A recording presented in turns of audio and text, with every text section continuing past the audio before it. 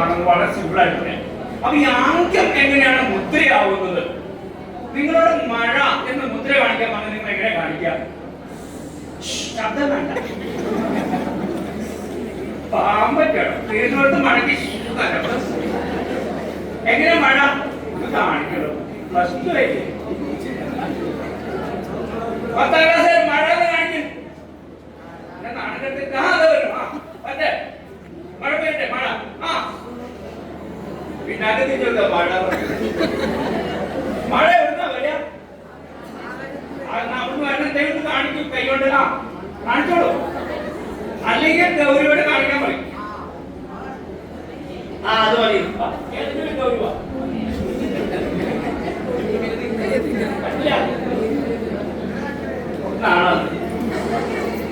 മഴ കാണിക്കാൻ ഇങ്ങനെയാ.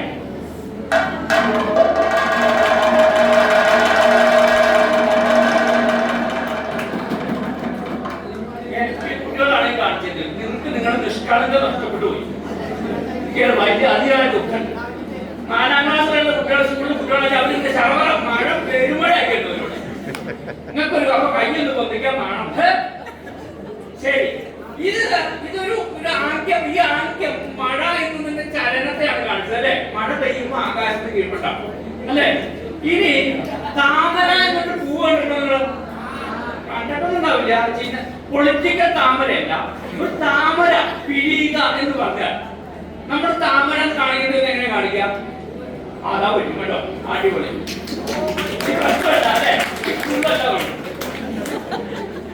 താമര. അപ്പൊ നമുക്ക് ഗൗരിയെ കൊണ്ട് അത് കാണിച്ചാലോ?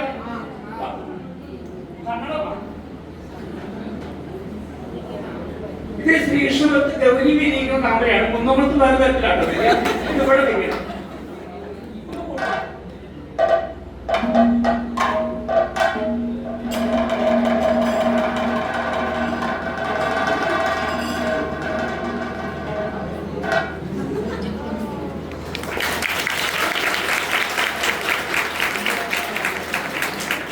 ഗൗരിയോട് ഞാൻ താമര എന്നുള്ള മുദ്ര കാണിക്കാൻ മാത്രമേ പറയുള്ളൂ. ഗൗരി അപ്പം എന്ത് ചെയ്തു? മുഖം ചെയ്തു. എന്നിട്ട് ഇളക്കി ഇല്ലേ? അതെന്തിനായിരിക്കും? താമരയുടെ കുരുക്ക് എങ്ങനെ ഇളക്കുവോ? ഈ അപ്പൂവിനുണ്ടൊരു പുള്ളിക്കൂടാന്ന് കുട്ടികളോട് പാട്ടുണ്ട്. എനിക്ക് പേരക്കുട്ടികളോട് ഞാനൊക്കെ കാണും. അതിലിട്ട് ഓട്ടോറിക്ഷക്കാരൻ വന്ന് ചെടി തെപ്പിക്കുമ്പോ അപ്പൊ ഈ പുള്ളിക്കൂടാന്ന് പറയും. എന്നിട്ട് ഓട്ടോറിക്ഷക്കാരൻ മൊത്തം വീഴും. ഈ പുരിക വിളക്ക് എപ്പോഴാ നിങ്ങളുടെ ജീവിതത്തിൽ പുരികളൊക്കെ ഉണ്ടോ? ചിലപ്പോ ടീച്ചർമാരുടെ മക്കൾ അങ്ങനെ കാണിക്കാൻ വിളക്കൽ പതിവില്ല അല്ലെ? കഥകളിയിൽ സന്തോഷം അഭിനയിക്കാനുള്ള ഒരു വിദ്യയാണ് പുരിക വിളക്കല്. സന്തോഷം കൊണ്ട് തുള്ളിച്ചാടുന്നത് കേട്ടിട്ടുണ്ടോ? കേട്ടില്ല? ഇങ്ങനെ തുള്ളിച്ചാടുന്നതാണ് അർത്ഥം അല്ല. ഈ തുള്ളിച്ചാട്ടത്തിന് പുരികങ്ങൾക്ക് കൊടുക്കുകയാണ് ചെയ്യുന്നത്.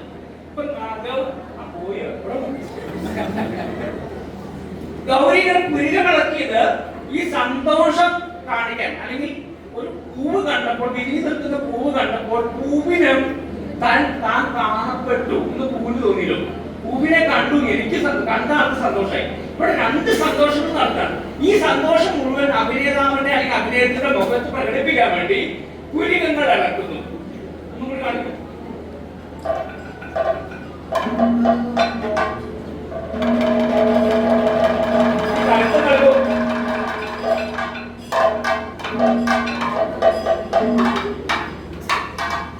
ഇത് കഥകളിക്കാർക്ക് ഞെട്ടുമാത്രമുണ്ടല്ല ഈ സാധനം.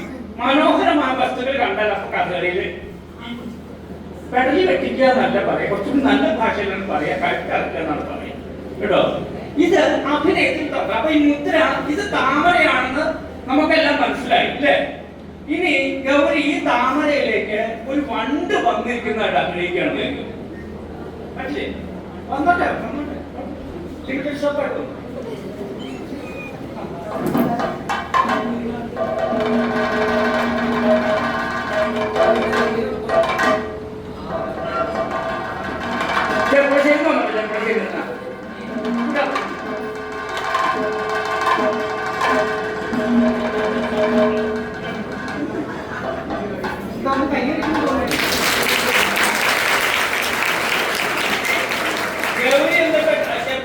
റോഡ് പോലെ തന്നെയാണ് വന്നല്ലേ? ചെറുപ്പശ്ശേരി ശ്രീകൃഷ്ണപുരത്ത് ആര് വന്നത്? നേരെയല്ല വന്നത്. ഇപ്പൊ വണ്ടിന്റെ ചലനം ഇങ്ങനെയാണ്. വണ്ട് ഒരിക്കലും എക്സ്പ്രസ് ഹൈവേ കൂടെ നേരിട്ടല്ല പോണത്. അപ്പൊ ഈ വണ്ടാന്ന് തോന്നിപ്പിക്കാൻ വേണ്ടി ഇത് എന്ത് ചെയ്തു? കണ്ണുകൾ എന്ത് ചെയ്തു? അല്ലേ? അങ്ങനെ ചെയ്തില്ലേ? ഇല്ലേ? അപ്പൊ ഇവിടെ വണ്ടിന്റെ ചലനത്തെയാണ് ഗൗരി അനുകരിച്ചത്. അപ്പൊ ആദ്യം വസ്തുവിന്റെ രൂപത്തെയാണ്, പിന്നെ വസ്തുവിന്റെ ചലനത്തെയാണ്. ഇനി ഗൗരി മുദ്രയാണ്. യാതൊരു മനസ്സിലായി നിങ്ങൾ പറഞ്ഞാൽ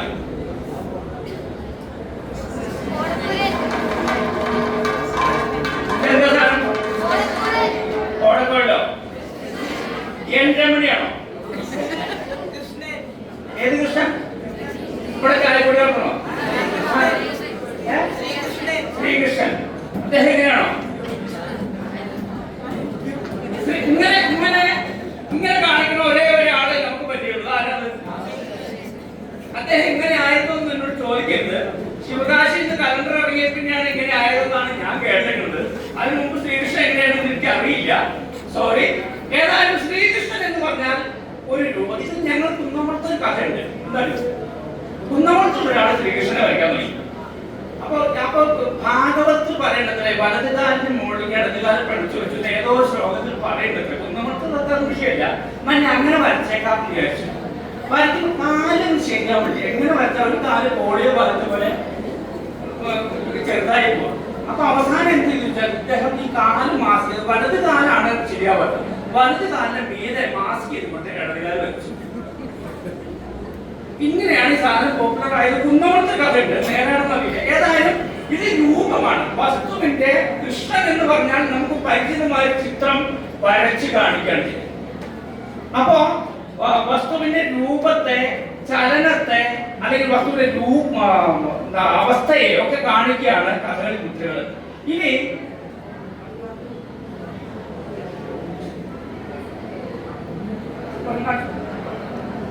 ഗൗരിയുടെ സ്വന്തം പ്രകാരം കാണിക്കണം.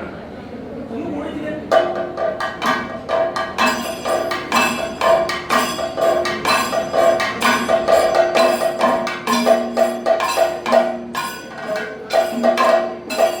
എന്താണെന്ന് തോന്നിയ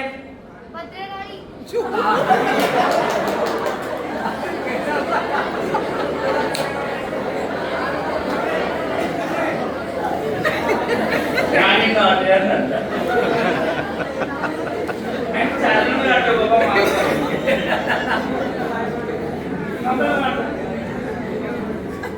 നന്ദന കേവി ആയതുകൊണ്ടല്ല, പൂർവ്വ വിദ്യാർത്ഥിയാണ്.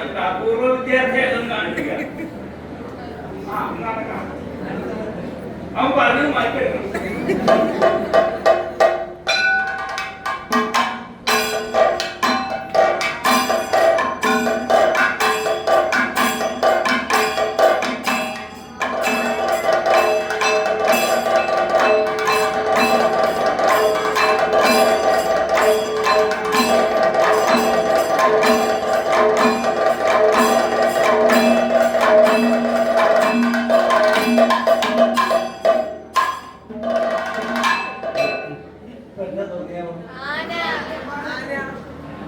ആനയെ തോന്നിയോ? തൊഴാൻ കാരണം ഞാൻ ഈ കഥകളി പഠിക്കും. കുറച്ച് കഥകളി ഞാൻ പഠിച്ചിട്ടുണ്ട്. അപ്പൊ ഞാൻ താമരാന്ന് കാണിക്കാൻ ദുരിതാന്ന് കാണിച്ചത്. അപ്പൊ ഞാൻ താമരാന്ന് കാണിച്ചു. ഞാൻ ഇങ്ങനെ കാണിച്ചിരിക്കുകയാണ്. അപ്പൊ ഗുരുനാഥൻ പറഞ്ഞു, നല്ലോണം വായി കൊടുക്കും. ഗുരുനാഥൻ കൃത്യം ഒരു കണ്ടിട്ട് ആനപ്പണ്ടാക്കാൻ അതുപോലെ പറഞ്ഞില്ലല്ലോ. ആനയെ തോന്നിയോ? അങ്ങനെ തോന്നി. നമ്മുടെ അംഗ ചലനങ്ങളെ കൊണ്ട് ഒരു വസ്തുവാണ് തോന്നിപ്പിക്കുകയാണ്, മുദ്രാഭാഷയിലൂടെ തോന്നിപ്പിക്കുകയാണ് കഥകളി ചെയ്യുന്നത്. അപ്പൊ ആംഗ്യം, മുദ്ര, അങ്ങനെ രണ്ട് വാക്കുകളുണ്ട്. ആംഗ്യഭാഷയെ മുദ്രാഭാഷയാക്കുന്ന തന്ത്രം ഭാഷയിൽ വാമൊഴിയിൽ നിന്ന് വരമൊഴിയിലേക്ക് മാറ്റുന്നത് പോലെ ഒരു ശബ്ദത്തെ ചിത്രമാക്കുന്നു. ആ എന്നുള്ള ശബ്ദത്തെ ആ എന്നുള്ള ചിത്രം.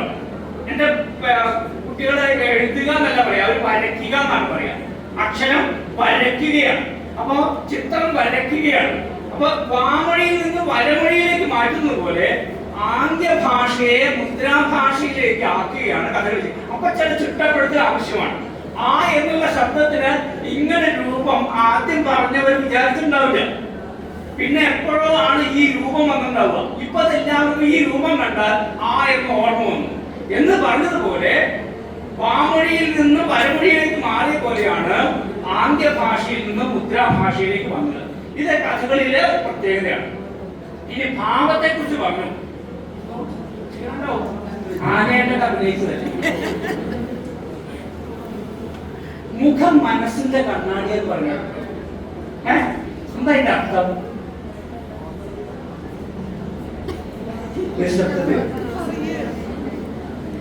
മുഖം മനസ്സിന്റെ കണ്ണാടി എന്ന് കേട്ടില്ലേ? ഇല്ലേ? എന്താ അതിന്റെ അർത്ഥം? പറഞ്ഞു. ആരെങ്കിലും ഒരാൾ പറയും. മനസ്സിലുള്ളത് ഇതാണ് നമ്മളെ തെറ്റിദ്ധരിപ്പിക്കുകയാണ് ചെയ്യുന്നത്. എല്ലാവരും പറഞ്ഞു മനസ്സിലുള്ളത് മുഖത്ത് വരും. മുഖം മനസ്സിന്റെ കണ്ണാടി. കണ്ണാടി എന്ന് പറഞ്ഞാൽ കണ്ണാടിയിൽ ഞാൻ നോക്കി എന്റെ വലത് കൈ പൊട്ടിച്ചാൽ കണ്ണാടിയിലെ പ്രതിബിംബത്തിന്റെ ഏത് കൈയാ പൊട്ടുക? നിങ്ങളെന്താ പറഞ്ഞ? മുഖം മനസ്സിന്റെ. ശരിയാണ്. മനസ്സിലുള്ളതിന്റെ നേരെ വിപരീതം കാക്ക് കാണിക്കാൻ പറ്റില്ല. മുഖം കൊണ്ട് കാണിക്കാൻ പറ്റില്ല അല്ലേ? ടീച്ചർമാരോട് നമ്മൾ ബഹുമാനം കാണിക്കാറില്ലേ? ഒട്ടുമില്ലല്ലോ. ഉള്ളിലില്ല, ഉപദേശില്ലല്ലോ. മുഖം മനസ്സിന്റെ കണ്ണാടി. അതാ ടീച്ചർമാരെ കണ്ടുകൊണ്ടിരിക്കുന്ന മുഖം ഇരിക്കില്ലേ? അല്ലേ? സംഗതി ശരിയാണ്. മുഖം മനസ്സിന്റെ കണ്ണാടിയാണ്. പക്ഷെ നമ്മൾ എന്ത് തെറ്റിദ്ധരിച്ചു? മനസ്സിലുള്ളതൊക്കെ അല്ല. കണ്ണാടി പറഞ്ഞാൽ ഇടതിനെ വലതായും വലതിനെ ഇടതായും ഭ്രമിപ്പിക്കുന്നതാണ്. അപ്പൊ മുഖം മനസ്സിന്റെ കണ്ണാടിയാണുള്ളത്. മനസ്സിലുള്ളതിനെ മാറ്റി നമുക്ക് ആവശ്യമുള്ളതിനെ പുനഃസൃഷ്ടിക്കാൻ മുഖപേശി ചലന വ്യവസ്ഥ കൊണ്ട് സാധിക്കുന്നു. ഇത് മനുഷ്യന്റെ സിദ്ധിയാണ്. ഇതിനെ ഉപയോഗിച്ചിട്ടാണ് കഥകളിയിലെ അഭിനയം വരുന്നത്, മുഖാഭിനയം വരുന്നത്. അപ്പൊ അതിന് കുറെ പേരിട്ടു. ശൃംഗാരം, ഹാസ്യം, കരുണം എന്നൊക്കെ. സരോജ് കുമാർ എന്ന് പറഞ്ഞൊരു ആള് അഭിനയം പഠിപ്പിക്കാൻ വേറൊരാള് വന്നു. പച്ചാളം ഭാസി. പച്ചാളം ഭാസി വന്നിട്ട് രസം ഉണ്ടാവുന്നത് എങ്ങനെയെന്ന് ചോദിച്ചു. അപ്പോ സരോജ് കുമാർ പറഞ്ഞു രസം ഉണ്ടാവുകയല്ലോ, ഉണ്ടാക്കുകയല്ലേ. രസം ഉണ്ടാവുകയല്ല, രസം ഉണ്ടാക്കിയത്. ശരിയാണല്ലോ. വീട്ടിലെ അടുക്കളയിൽ ചെന്ന അമ്മ രസം ഉണ്ടാവട്ടെ എന്ന് പറഞ്ഞാൽ ഉണ്ടാവുമോ? രസം ഉണ്ടാക്കണം. രസം ഉണ്ടാക്കാൻ എന്ത് വേണം? അതിന് ചേരുമ്പടി ചേരുവകൾ ചേരണം, ചേരേണ്ടതുപോലെ ചേരണം അല്ലെ? അങ്ങനെയാണ് രസം ഉണ്ടാവുക.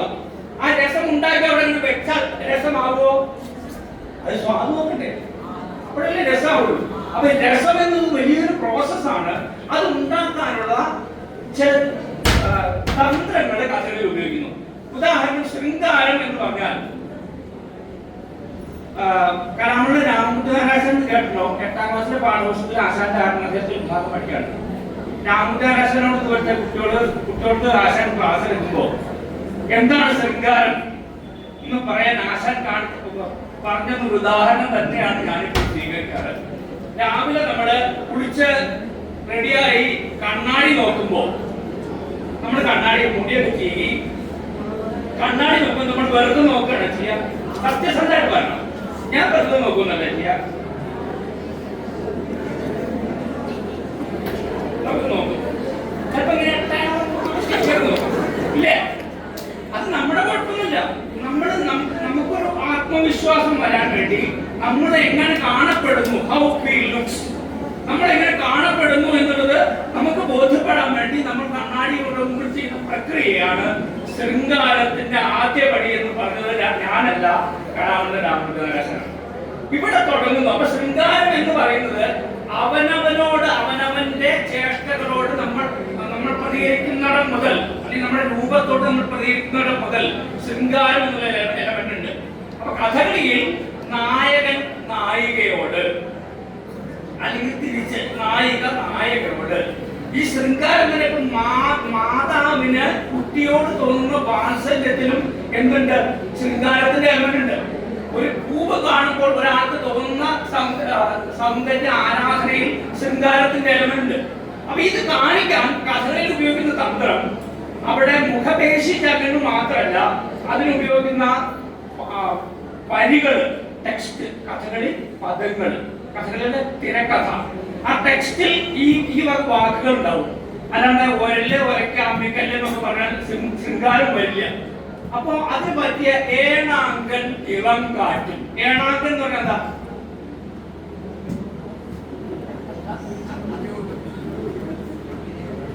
ഏണാങ്കൻ ചന്ദ്രൻ. ആരാ പറഞ്ഞു? കോട്ടെ എന്നാലും പറ്റില്ല. ചന്ദ്രൻ, അതന്നെ. ഇളം കാറ്റ് അറിയാലോ. വീണ എന്നറിയാലോ. വേണു എന്നറിയാലോ. അപ്പൊ ഏണാങ്കൻ ഇളം കാറ്റും വീണ വേണുനാദവും. ഏതൊരു രസത്തിനും ആലംബനം, ഉദ്ദീപനം എന്നീ ചില ഘടകങ്ങൾ വേണമെന്ന്. ആലംബനം വേണം. എനിക്കിങ്ങനെ വെറുതെ ശൃംഗാരം വരികയാണ് ഇപ്പൊ പറഞ്ഞാൽ വേഗം പോയി സൈക്യാട്രിസ്റ്റിനെ കണ്ടിട്ട്. അപ്പൊ ഒരു ആലംബനം വേണം. ഒരു വസ്തുവിലോ എന്തിലെങ്കിലും ഒരു കാരണം ഉണ്ടാവണം. ഒരു വസ്തു അതിനെ അവലംബിച്ചിട്ടേ പറ്റും. ഉദ്ദീപനം വേണം. അത് അവിടെ നിന്നുകൊണ്ട് മാത്രം പോരാ, അതിന്റെ പശ്ചാത്തലമുണ്ട്. ഈ ഉദ്ദീപനമാണ് നമ്മൾ ഏണാങ്കൻ ഇളം കാറ്റ് വീണ വേണുനാദം. നമുക്ക് ആ ഭാഗം ശൃംഗാരം അഭിനയിക്കുന്ന ഭാഗം നന്ദന എവിടെ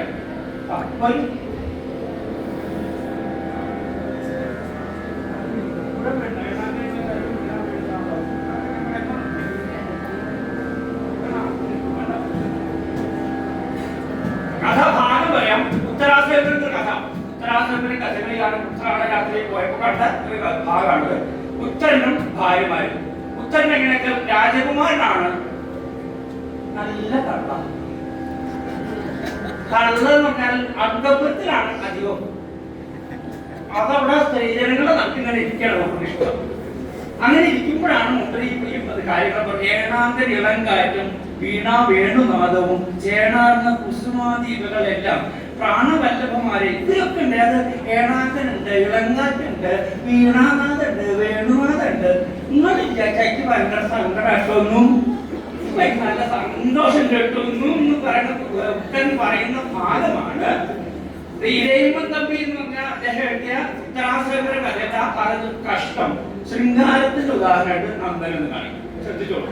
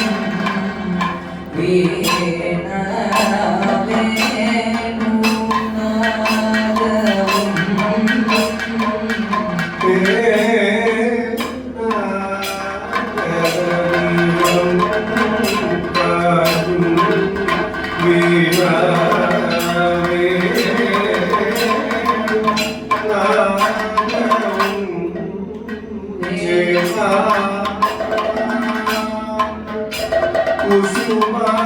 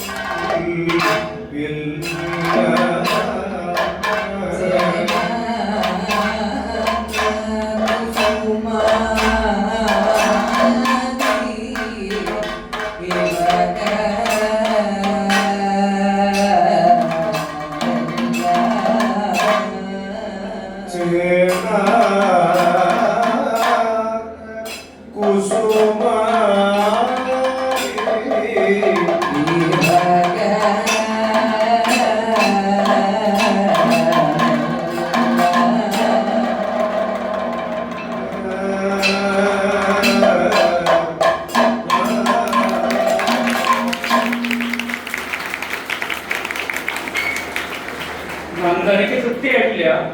നമുക്ക് സമയക്കുറവുള്ളതുകൊണ്ടാണ്. ഇനി ഉണ്ടല്ലോ കുറച്ച് ഉണ്ടാകും. അപ്പോ ഹാസ്യം എന്ന രണ്ടാമത്തെ ഭാഗം. ഹാസ്യം എന്ന ഭാവം മുഖം കൊണ്ട് അഭിനയിക്കാൻ എളുപ്പമാണ്. നമുക്കൊക്കെ ഞാൻ ആദ്യം പറഞ്ഞു, നമ്മുടെയൊക്കെ മുഖത്ത് നിങ്ങളൊക്കെ പാസ്പോർട്ട് സൈസ് ഫോട്ടോ നിങ്ങൾ നോക്കിയാൽ അത് നിങ്ങൾക്ക് ആ സാധനം കാണും. നിങ്ങളുടെയൊക്കെ പാസ്പോർട്ട് സൈസ് നിങ്ങളത് നോക്കുക. അതിന്റെ ഉള്ളിൽ ഈ പറഞ്ഞ ഭാവം ഉണ്ടാവും. ഈ പറയാൻ പോകുന്ന ഭാവം എന്താണ്? ഹാസ്യം. ഹാസ്യം എന്ന് പറഞ്ഞാൽ മുഖം കൊണ്ട് കാണിക്കാൻ എളുപ്പമാണ്. ഇതല്ലേ നമ്മുടെ മുഖത്തങ്ങളുടെ ഭാവം. ചുണ്ടിങ്ങനെ ആവണ്ടാകുന്നത് ഒരു സംഗതി ഉണ്ട്. മലയാളി സ്വതന്ത്രമാണ്. അപ്പൊ ഈ ഹാസ്യം എന്നുള്ള ഈ മുഖപേശിക്കാൻ നിങ്ങൾക്ക് മാത്രമല്ല, അതിന്റെ പാത്ര പരിചരണം അല്ലെങ്കിൽ അവിടുത്തെ രംഗപരിചരണത്തിൽ ഹാസ്യം വരുന്നുണ്ട്. ഉദാഹരണത്തിന് പെട്ടെന്ന് സന്താനോപായം എന്നൊരു കഥയുണ്ട്. അതിൽ ബ്രാഹ്മണനായ 8 കുട്ടികൾ മരിച്ചു. 9ാമത്തെ കുട്ടി മരിച്ചു. 9ാമത്തെ കുട്ടിയുടെ ശവം കൊണ്ട് ശ്രീകൃഷ്ണൻ അവിടുത്തെ പഞ്ചായത്ത് പ്രസിഡന്റ്. അപ്പൊ അവിടെ പോയി.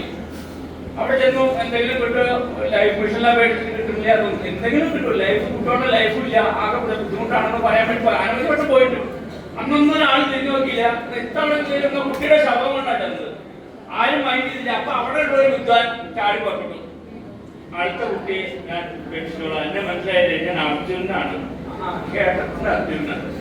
ഇത്ര പൊട്ടറാന്ന് ഇപ്പോഴേ മനസ്സിലായി. അർജുന്റെ വീരശൂര പരാക്രമ കഥകളാണ് ഇപ്പോഴാണ് മനസ്സിലായത്. ബ്രാഹ്മണൻ പറയാണ്, വിഷ്ടമാധിപൻ ശിഷ്ടപാലകൻ ഇഷ്ടരശ്രവസ് എന്നുടെ ദുഃഖം കേട്ടിളകാഞ്ഞതെന്തെന്ന് ഒട്ടും വിചാരിയാതെ പൊട്ട നീ ചാടി പുറപ്പെട്ടത് എത്രയും ചിത്രം. ഈ കൃഷ്ണൻ ബലരാമൻ സാധിക്ക് തുടങ്ങിയ ആൾക്കാരൊക്കെ വേണ്ടിയില്ല, അതൊന്നും വേണ്ടിയില്ല. അവർക്കൊക്കെ അറിയാം ഞങ്ങൾ നോക്കിയാൽ കൂടുതല. എന്നിട്ട് എനിക്ക് പുറപ്പെട്ടുകൊണ്ടൊക്കെ എന്നെ സമ്മതിച്ചേക്കണമെന്ന് ആര് പറയണം? ബ്രാഹ്മണൻ പറയണം. ഹാസ്യത്തിന് ഒരു ഉദാഹരണമായിട്ട് കണ്ടു.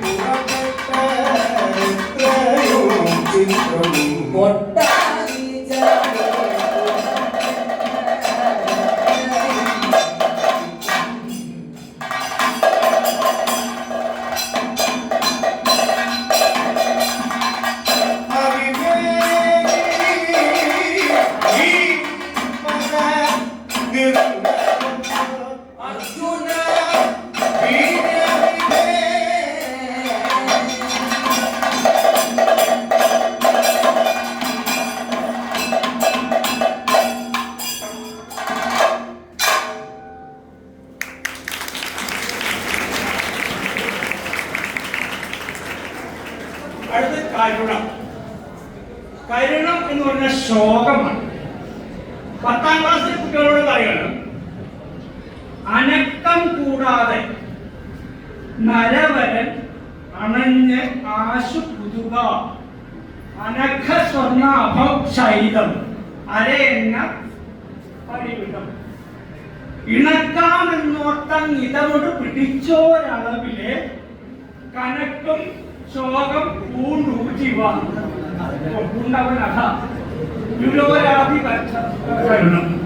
ഏതായാലും ഒരു പാവം ഹംസം സ്വർണ്ണ നിറം കഴിഞ്ഞു. ആ സ്വർണ്ണ നിറം കണ്ടപ്പോ സ്വർണ്ണം കണ്ട പൊതുവെ അല്ലേ, പണ്ട് ഏതോ ഒരു സോപ്പിന്റെ ഉള്ളില് കുളിക്കുന്ന സോപ്പ്, അതിന്റെ ഉള്ളിൽ എത്രയോ കോടി സ്വർണ്ണം ഉണ്ടെന്ന് പരസ്യം വന്നു. പിന്നെ എന്റെ നാട്ടിലെ കൂട്ടുകാരൊക്കെ ഷർട്ട് കൊണ്ടൊക്കെ തിരുമായി സോപ്പ് ഉപയോഗിച്ചു. തേങ്ങാനല്ലേ സ്വർണ്ണം കിട്ടും. അങ്ങനെ അനവധി സോപ്പ് വാങ്ങിക്കിട്ടിയില്ലല്ലേ ഒരാൾക്കും സ്വർണം കിട്ടിയില്ല. അപ്പൊ ഈ സ്വർണത്തിനാണ് രാജാവാണെങ്കിൽ പോലും ഈ നടനാവട്ടെ ദമയന്തിയെ കുറിച്ചുള്ള ചിന്ത കാരണം ആദ്യം ഇരിക്കപ്പോഴത്തേക്കാണ്ട് വിദ്യാലയത്തിൽ പോയതാണ്. അവിടെ നിന്ന് കണ്ടപ്പോ സ്വർണം ഇന്ന് കണ്ട് തരക്കേടില്ലോ എന്ന് വിചാരിച്ചത് പിടിച്ചപ്പോ ഹംസ അവിടെ നിന്ന് നിരോധിക്കാം. 10ാം ക്ലാസ്സിലെ കുട്ടികളോട് ചോദ്യം, ആ പാഠഭാഗം നിന്ന് പഠിച്ചോ? ഒരു മിടുക്കലോ ഒന്നും കൂടെ വരും, ഒന്ന് ഉത്തര നല്ല നാട്ടിൽ ആരെങ്കിലും പ്ലീസ്, അല്ലെങ്കിൽ നിങ്ങൾ ടീച്ചർമാരെ വിളിക്കട്ടോ, പ്രശ്നം ഉണ്ടാക്കുന്നു. വേഗം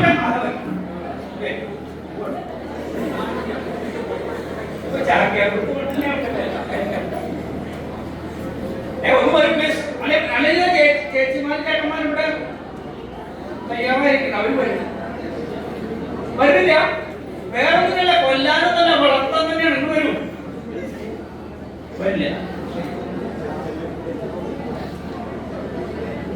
ടീച്ചർ മലയാളം പഠിക്കുന്ന ടീച്ചർമാരായിരിക്കും.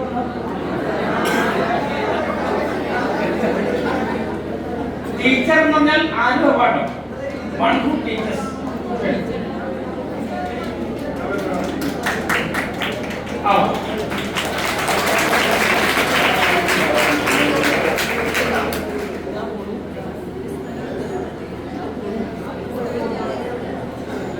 കൊണ്ടതല്ലേ നല്ല കുട്ടി, ഇന്ന പോലെ തന്നെ. മലയാളം പുസ്തകം കൊണ്ടല്ലേ? 10ലെ ടെക്സ്റ്റ് ബുക്ക് ഇല്ല, ഒരാൾ കൊടുത്ത് സഹായിക്കൂ. പൊതുവെ ഞങ്ങളാരും മലയാളം ടെക്സ്റ്റ് കൊണ്ടുപോകില്ല, നിങ്ങളുടെ കുറ്റല്ല. ഇല്ല, ആരും ഇല്ല, മലയാളം ടെക്സ്റ്റ് ഇല്ല.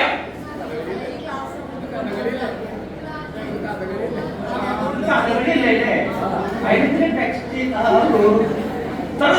മാഷ്മാരുടെ ടെക്സ്റ്റ് ബുക്ക് മലയാളത്തിൽ 10ാം ക്ലാസ്സിൽ ഒന്നുമില്ല. അതിന്റെ വരികൾ എങ്ങനെ പദമായി തീരുന്നതെന്ന് അറിയാൻ വേണ്ടി ഒരു കുട്ടിയെ അല്ല ആ കുട്ടി പറ്റ ആ കുട്ടി പറ്റ അക്ഷരൊന്നും വരട്ടെ.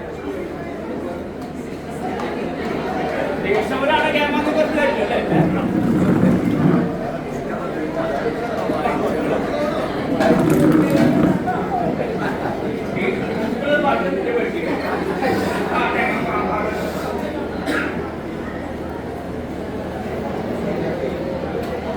കഥകളിയില് ഇതെല്ലാവരും കേൾക്കാൻ വേണ്ടി പറയാണ്. കഥകളിയിലെ ശ്ലോകങ്ങളും പദങ്ങളും. ശ്ലോകങ്ങൾ എന്ന് പറഞ്ഞാൽ മുൻപ് നടന്ന കഥാഭാഗത്തെയും ഈ കഥാഭാഗത്തെയും ബന്ധിപ്പിക്കാത്ത ധർമ്മം ശ്ലോകത്തിനുണ്ട്. പ്ലസ് കൂടെ ആ ഏത് കഥാപാത്രമാണോ അരങ്ങിലുള്ളത് അവരുടെ സ്വഭാവം കൂടി ഈ ശ്ലോകത്തിൽ. ശ്ലോകം എന്ന് പറയുന്നത് കവിയുടെ വാക്യമാണ്. അത് കഥാപാത്രത്തിന്റെ വാക്യമായിട്ട് വളരെ അപൂർവ സന്ദർഭങ്ങളിലേ ഉള്ളൂ. മിക്കവാറും സന്ദർഭങ്ങളിൽ ശ്ലോകം കവിവാക്യമാണ്. അപ്പൊ ആദ്യം ആ ശ്ലോകം നമ്മുടെ പേരുന്ന ശ്രീനിധി ആ ശ്ലോകം വായിക്കും. ശ്രീനിധിക്ക് അറിയുന്ന പോലെ വായിക്കും. അനക്കം കൂടാതെ നരവരനണനാശു കുതുക അനന്യാശു കുതുകാധനർഘ സ്വർണാഭം ശൈതം മരയെന്ന പരിവൃഢം ഇണക്കാമെന്നോ തങ്ങിതമൊടു പിടിച്ചോരളവിലെ കനക്കും ശോകം പൂണ്ടവനഥ രുരോധാതി കരുണം. അവിടെ മാത്രമേ ഈ ഉണ്ണാവാർക്ക് അങ്ങനെ കുഴപ്പമുണ്ട്. ഒരു അവസാനം ഒരു സംസ്കൃതം പ്രയോഗിക്കും. നമ്മുടെ കഥയൊക്കെ പറഞ്ഞ് മനസ്സിലായി. അനക്കം കൂടാതെ മനസ്സിലായില്ലേ? ഇവിടെ അനക്കം കൂടാതെ അനങ്ങാതെ നരവരൻ നരവരൻ എന്ന് പറഞ്ഞ ആരാണ്? ഈ ചെങ്ങായിക്കോട്ട് തോറ്റു അല്ലെ? മനുഷ്യരല്ല, നരനാണ് മനുഷ്യൻ. നരവരൻ മനുഷ്യന്മാരുടെ ശ്രേഷ്ഠൻ രാജാവ്. പഴയ കൺസെപ്റ്റാണ്, ഒന്നുമില്ലാട്ടോ. ഇപ്പോഴത്തെ രാജാക്കന്മാരെന്ന് വിചാരിക്കണം കുട്ടികളൊക്കെ രാജാവെന്ന് പറഞ്ഞു വരും. അത് പെട്ടെന്നല്ല. നരവരൻ അണഞ്ഞൊന്ന് എത്തിക്കണം. ആശു കുതുക, പെട്ടെന്ന് കുതുക സ്വന്തം. അപ്പൊ അനക്കം കൂടാതെ രാജാവ് പെട്ടെന്ന് വന്നിട്ട് എന്ത് ചെയ്തു? അനർഘ സ്വർണാഭം. അത് തുല്യതയില്ലാത്ത വിധം, അത്രയും മറ്റുള്ള അരണ്യങ്ങളെക്കാൾ വ്യത്യസ്തമായി സ്വർണ്ണ നിറത്തിലുള്ള ആഭ ശോഭ പൂണ്ട ശൈതം അരയന്ന പരിതാരെ ആ അരയന്നത്തെ ഇണക്കാമെന്നോർത്തൻ ഇതോട് പിടിച്ചോരളവിലെ അങ്ങനെ ഞാൻ ഇണക്കും അതിനെ പിടിച്ച് കൂട്ടിലാക്കും. നമുക്ക് അങ്ങനെയാണല്ലോ, അണ്ണ ചാടി കളിക്കുന്നുണ്ട്, അതിനെ പിടിച്ച് കൂട്ടിലാക്കും, അതിനെ വെള്ളത്തിലിടും. അണ്ണയെ മരിക്കണമെങ്കിലോ അതിനെ പിടിച്ച് വെള്ളത്തിലിടും. വെള്ളത്തിലിട്ട് വെച്ചാൽ അവൻ നമ്മുടെ കയ്യിൽ വെച്ചോളൂ. ഇത് നമ്മുടെ കയ്യിൽ കയറും. പാവം അണ്ണ വിചാരിക്കുമ്പോഴാണ് എൻ്റെ രക്ഷകൾ. അങ്ങനെയാണ് അണ്ണ ഇണക്കുക. അതുപോലെ നമുക്കെല്ലാം നമ്മുടെ സ്വന്തമാവണം. പെണ്ണ് കെട്ടുക പറയാം അല്ലേ, കെട്ടിച്ചയക്കാൻ പറയും. കെട്ടിയിട്ട് നീക്ക് ഇനി എന്താ ചെയ്തോ, കെട്ടിയിട്ട് കഴിക്കില്ല, നീക്ക് എനിക്ക് ഇഷ്ടംപോലെ ജീവിച്ചു അല്ലെ. അപ്പൊ അങ്ങനെ ഇണക്കാമെന്നോർത്ത് ഇടം പിടിച്ചൊരളവിലെ കനക്കും ശോകം പൂണ്ട് അവൻ അതാ വിരോധാതി കരുണം കരഞ്ഞു. ഉറക്കെ കരുണം, ദുഃഖഭാവത്തിൽ കരഞ്ഞു. ഇതിപ്പോ ശ്രീനിധി വായിക്കുകയാണ് ചെയ്തത്. അത് കഥകളി ഗായകർ പാടുമ്പോൾ സംഭവിക്കാൻ കേട്ടു നോക്കാം. അടക്കം കൂടാതെ നരവരടഞ്ഞ സുകുതുക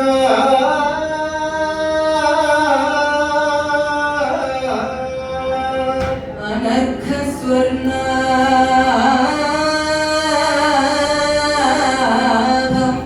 ശയിതമരയൻ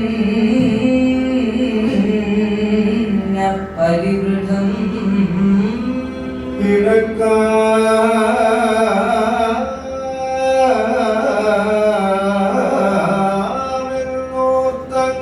ഇതോടു പിടിച്ചൊരളവിലെ കനക്കും ശോകം പൂണ്ടവനധ രുരോധ ആദികരുണം.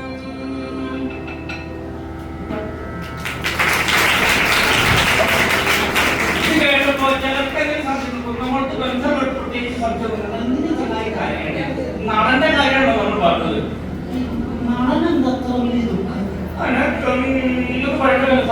സംഗതി വരാൻ പോകുന്ന പദത്തിന്റെ ആ ദുഃഖ ശോകത്തിലുള്ള പദത്തിന്റെ അവതരണത്തിന് വേണ്ടിയാണ് ഈ രാഗം സെലക്ട് ചെയ്യുന്നത്, ഈ രാഗം തിരഞ്ഞെടുക്കുന്നത്. ആ രാഗത്തിലാണ് ഈ ശ്ലോകം പാടിയത്. ഈ ശ്ലോകം ആലപിക്കുന്നത് ആ ശോകസ്ഥായി വേണ്ട രാഗത്തിൽ തന്നെയാണ്. അതുകൊണ്ടാണ് ഇത് വിലാപമായിട്ട്, വിലാപം വരാൻ പോകുന്നേ ഉള്ളൂ. വിലാപത്തിന് മുമ്പുള്ള ശ്ലോകവും ആ വിലാപത്തിന് ഉപയോഗിക്കുന്ന അതേ രാഗത്തിൽ തന്നെയാണ് കഥകളി പാട്ട്. ഇത് കഴിഞ്ഞാണ് പദം. ആ പദം വായിക്കും. ശിവശിവ എന്ത് ചെയ്തു? ശിവ ശിവ എന്തു ചെയ്യൂ ഞാൻ, എന്നെ ചതിച്ചു കൊല്ലുന്നിത് രാജേന്ദ്രൻ. അർത്ഥം മനസ്സിലായില്ലേ? ശിവശിവ എന്ത് ചെയ്യൂ ഞാൻ, എന്നെ ചതിക്കുക. അർത്ഥം മനസ്സിലാവാത്ത പറയാം. വിവശം നിരവലംബം മമ കുടുംബവും ഇനി. വിവശം നിരവലംബം മമ കുടുംബവും ഇനി. ആകെ ഞാൻ ആകെ തളർന്നു പോയി. പിടിച്ചു കൊല്ലുന്ന കുടുംബം. ജനകൻ മരിച്ചുപോയി, തനയൻ ഞാൻ ഒരുത്തനെ. ഹംസത്തിന്റെ കഥ പറയാൻ, ജനകൻ മരിച്ചുപോയി, അച്ഛൻ മരിച്ചുപോയി, തനയൻ ഞാൻ ഒരുത്തനായി, ഒരു മകനെ എടുക്കാൻ. എൻ ജനനി തന്റെ ദശ ഇങ്ങനെ. ജനനി തന്റെ ദശ ഇങ്ങനെ. അപ്പൊ അമ്മയുടെ അവസ്ഥ പറയാതിരിക്കട്ടെ എന്ന് പറയുന്നത് നമ്മുടെ നാട്ടിലൊക്കെ അച്ഛൻ മരിച്ചുപോയി, ഞാൻ അച്ഛനെ എടുക്കുക, അമ്മയുടെ അവസ്ഥ പറയാതിരിക്കുക. അതെ. അവിടെ ഉണ്ടാകാൻ കളി. ഈ പേടന്റെ പാട്ട് പോലെ പാടാവുന്ന വരികളാണത്. നിങ്ങൾ വേണമെങ്കിൽ ഒന്ന് ആവർത്തിച്ച് പാടി. അപ്പിച്ചമ്മ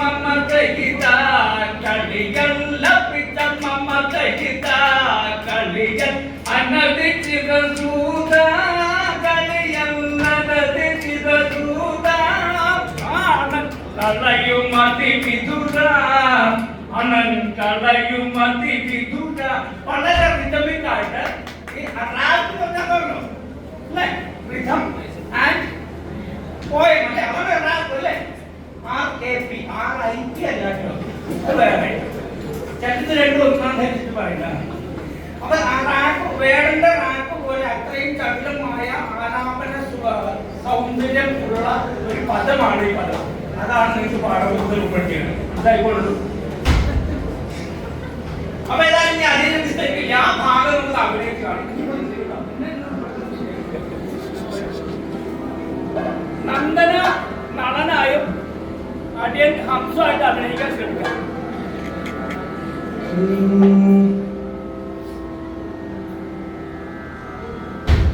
കലക്കും ശോകം പൂണ്ടവനത്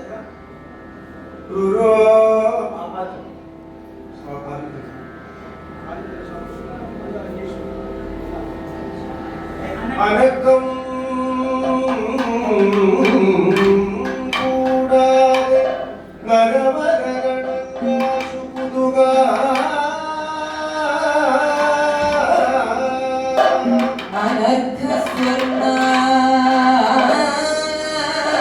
അനഘസ്വർണ്ണാഭം ശൈലമരയൻ പരിവൃഢം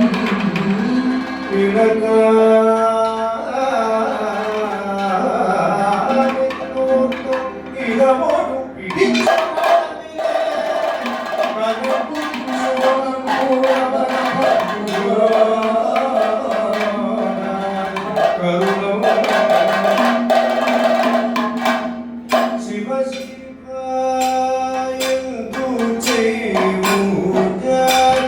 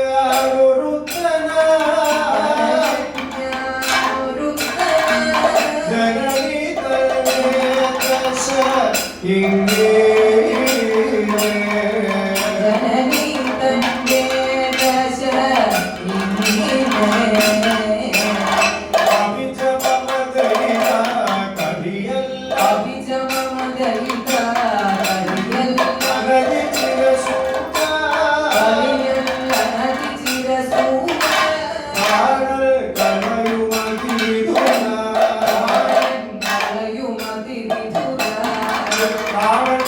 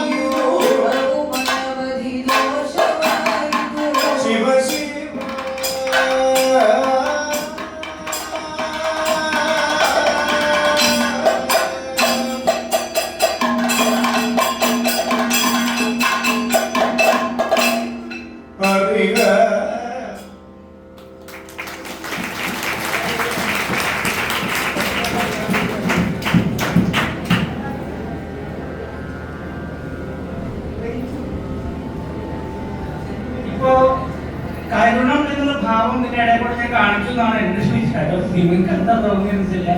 കരുണം കാണിക്കേണ്ട അയ്യോ കഷ്ടം തോന്നുമെന്നാണ് പറയാ. നിങ്ങൾക്ക് അയ്യേ കഷ്ടം എന്നാണോ തോന്നിയെന്ന് എനിക്കറിയില്ല. എന്ത് തോന്നിയാലും എനിക്ക് വിരോധമില്ല. ഇതിന് മറുപടിയായിട്ട് നളൻ പറയുന്ന ഭാഗം കൂടി ചേർത്തിട്ടാണ് 10ാം ക്ലാസ്സിലെ കുട്ടികൾക്ക് പഠിക്കുന്നത്. അപ്പൊ നളന് ഈ പിടിച്ചതില് പ്രശ്നം ഹംസം പറയണെന്ന് വെച്ചാൽ ഗുണവും അനവധി ദോഷമായതും. അത് നിങ്ങൾ 10ാം ക്ലാസ് നിങ്ങൾ ഈ ടീനേജേഴ്സിനുള്ള ഒരു ഉപദേശം കൂടിയാണ്. നിങ്ങൾക്ക് സ്വതസിദ്ധമായിട്ടുള്ള കിട്ടുന്ന ചില ഗുണങ്ങൾ ചിലപ്പോ നിങ്ങൾക്ക് ദോഷമായി വരും. അതൊരു പാഠമാണ്. ചിലപ്പോ നിങ്ങൾക്ക് ജന്മസിദ്ധമായി കിട്ടുന്ന ചില എന്താ പറയാ പ്രഷേഴ്സ് അത് നിങ്ങൾക്ക് പ്രഷേഴ്സായി മാറും. അത് നിങ്ങൾ മനസ്സിലാക്കണം. അതിനും കൂടിയുള്ളതാണ് ഈ പാഠഭാഗം. അപ്പൊ ഹംസ പറഞ്ഞതാണ് എന്റെ ഈ ഗുണവും അനവധി ദോഷവും നീ ഇതുകൊണ്ടാകെ നീ കഴിക്കാൻ നീ നിനക്ക് വേണമെങ്കിൽ മുറിച്ചെടുത്തോ. പക്ഷെ മനുഷ്യർ തൊഴിലെടുത്ത് നടക്കുമ്പോൾ ഈ സ്വർണ്ണതരം കഴിച്ച് ഇങ്ങനെ കൊല്ലുക ആൾക്കാർ എന്നാണ് ഹംസം വിലപിക്കുന്നത്. അതിന് മറുപടിയായിട്ട് നളൻ പറയുന്നത് അരിക ഹംസമേ അരുത് പരിതേവികം എന്ന് പറയുന്നത്. അരിക ഹംസമേ അരുതു പരിദേവിതം വിരസഭാവമില്ല നിന്നിൽമേ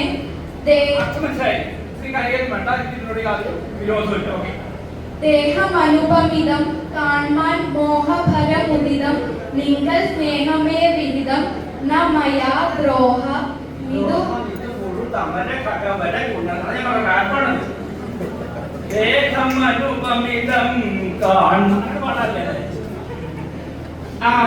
അതിലെ ഈ ഉണ്ണായിവാദത്തെ ഇംഗ്ലീഷ് പോലെ മലയാളം പ്രയോഗിച്ചത് ഒന്ന് വായിച്ചോളൂ അല്ലേ? ഒന്ന് പറയും ദേഹം അനുപമിതം കാണാൻ വായിക്കേ. ദേഹമനുപമിതം കാൺമാൻ മോഹഭരമുദിതം നിങ്ങൾ സ്നേഹമേ വിഹിതം നമയ സ്നേഹമേ വിഹിതം നമയ. ഈ നമയ എനിക്ക് സ്നേഹമേ വിഹിതം നമയ കേട്ടതോ? ഇതൊക്കെ സ്നേഹമൊന്നുമില്ല. ആ മയ എവിടേക്കുള്ളറിയോ? അടുത്ത വരെന്താ? ദ്രോഹം ഇത് പൊഴുതമര ദ്രോഹം ഇത് പൊഴുത് മയ. എനിക്ക് നിന്നോട് ഞാൻ നിന്നെ ദ്രോഹിക്കണമെന്ന് വിചാരിച്ചിട്ടേ എവിടേക്കാണ് ഇത് കൂട്ടിച്ചത്. ഇംഗ്ലീഷിൽ അങ്ങനെയാണല്ലോ. ഇംഗ്ലീഷ് എനിക്ക് ഇംഗ്ലീഷ് അറിയില്ല എന്ന് പറഞ്ഞു. അപ്പൊ ക്രിയാപദത്തെ അവിടെ ഇവിടെയൊക്കെ പ്രതീക്ഷിച്ച് അങ്ങനെ കളിക്കുന്ന ഒരാളാണ് മിസ്റ്റർ ഉണ്ണായി. അത് നിങ്ങൾക്ക് ടീച്ചർമാർ വിശദമായിട്ട് പഠിച്ചില്ലേ? ഏതായാലും ആ ഭാഗം നമുക്ക് കണ്ടുനോക്കാം. നന്ദന നളനായിട്ട് അഭിനയിക്കും. ഇനി നിങ്ങൾ പാടിയത് ശ്രദ്ധിച്ചോ അറിയില്ല, ചില താളമൊക്കെ പിടിച്ചിരുന്നു. കഥകളിൽ അങ്ങനെയുണ്ട്. ഭാവാനുസാരിയായിട്ട് താളങ്ങൾ. ഇപ്പൊ ഹംസം പറഞ്ഞ അതേ വേഗതയിലല്ല നളന്റെ മറുപടി പറഞ്ഞു. ഹംസം പറഞ്ഞത് മുറിയടന്ത എന്നുള്ള താളത്തിലാണ്. ഈ കാലത്തിലാണെങ്കിൽ മറുപടി പറയുന്നത് ത്രിപുട എന്നുള്ള 14 മാത്രമേ ത്രിപുട എന്ന താളത്തിലാണ് മറുപടി പറയുന്നത്. അതൊന്നും ഞാൻ സാധാരണക്കായിട്ട് പറഞ്ഞു പറഞ്ഞു.